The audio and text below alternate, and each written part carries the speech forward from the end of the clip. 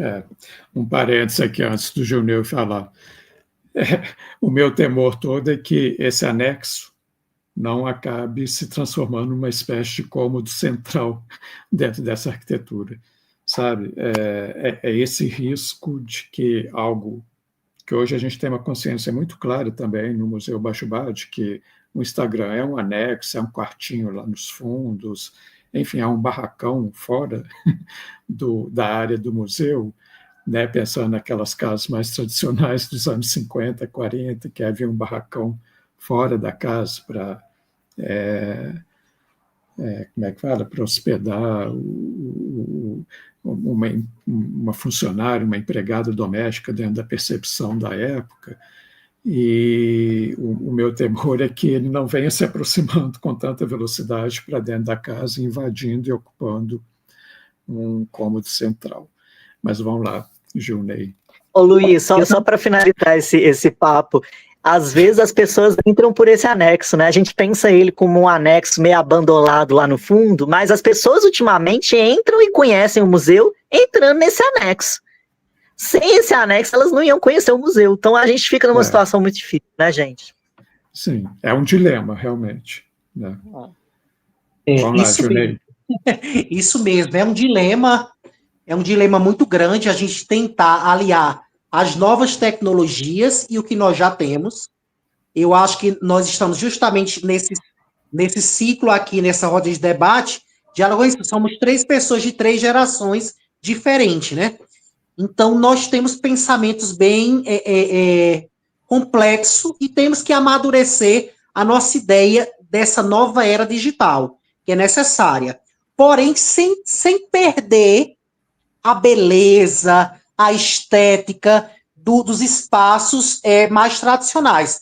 Então, nós, enquanto Museu da Memória e Diversidade Sexual do Cariri, nós estamos também investindo numa área que seja mais acolhedora, num espaço que seja mais também agradável. Então, a gente está trabalhando muito com produções, com colaborações de curtas-metragens, e a gente trazendo várias pessoas que estão pesquisando, estão trabalhando essa questão de gênero e sexualidade, a gente mostrar que nós temos um acervo que é acessível, que ao mesmo tempo temos todo um cuidado de manejo, de materialização, e também a gente começou a pensar aqui, nesse momento, a questão da faixa etária dos nossos públicos.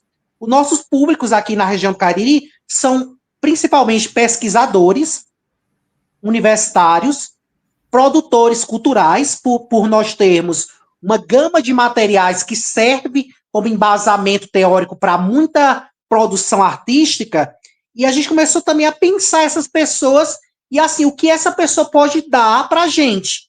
Foi o que o Ian colocou. Nós recebemos essas pessoas, Luiz, eles bebem de nossas águas, eles leem os nossos livros, têm acesso aos nossos jornais e revistas, e a gente quer saber deles o que é que eles podem somar. E a gente soma com eles a partir disso. Então, quando eles fazem as suas produções de curta, quando eles constroem os seus posts para Instagram, fazer essa marcação, fazer essa parceria, essa collab.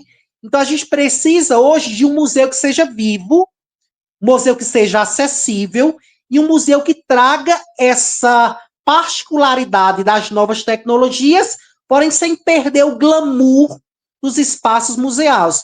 Eu tive muito cuidado, até com a questão dos móveis lá no museu, eu fui nos garimpos procurar algumas cadeiras, fui procurar estantes, para fazer uma exposição que fosse agradável visualmente. Então, quem chega no nosso espaço, ele se depara com uma mesinha de telefone da década de 50, com a estante dos anos 60, e lá, produções e livros bem atuais. Então, faz esse choque de experiências.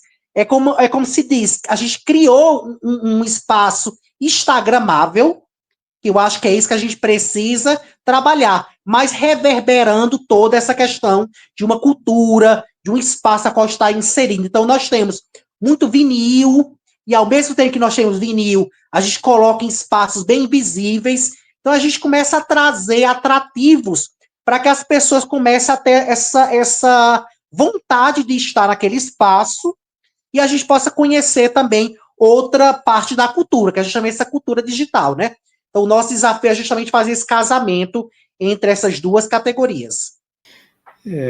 Uma última elemento, né, dentro do tempo que nos resta aqui, um último elemento que eu queria colocar para ouvir vocês e para a gente avançar um pouquinho mais nesse diálogo, está ligado ainda ao texto que o IBRAM divulgou sobre o tema que ele escolheu para essa semana. E, nesse sentido, como que a gente pode trazer isso para aqui, para as apresentações que vocês fizeram, para a vivência que nós temos dentro das nossas instituições e das possíveis relações dessas nossas instituições com outras parceiras nos seus locais, nas suas regiões, nas suas atividades. O IBRAM coloca lá, num determinado momento do texto, que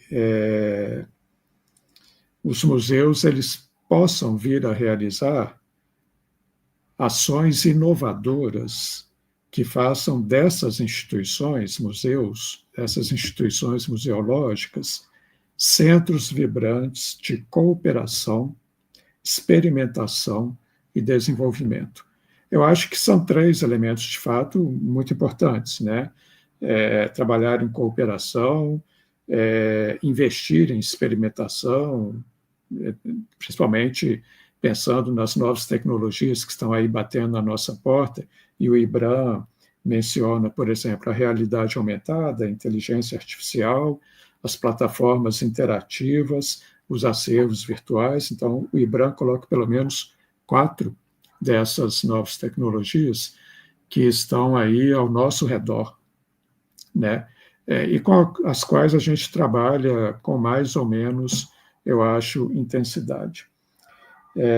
Principalmente pensando aí nas plataformas interativas.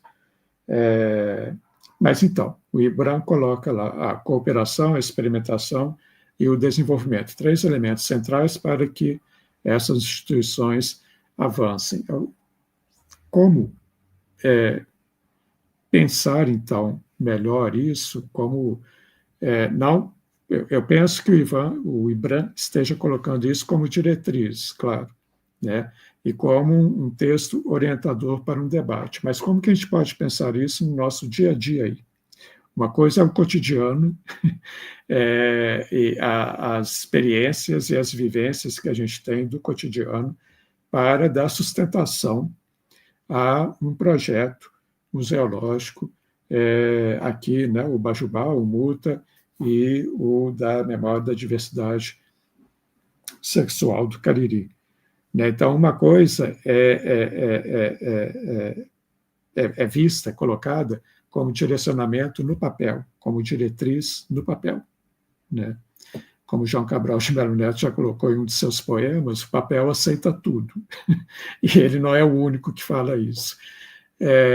Mas como que a gente pode conjugar isso com esses dilemas que a gente já levantou algum deles aqui, principalmente com essa questão da experimentação, que eu acho que cooperação, de uma certa maneira, é fácil de fazer, né? A cooperação basta, enfim, chamar alguém, conversar, sentar, ver que tipo de ação conjunta pode ser feita.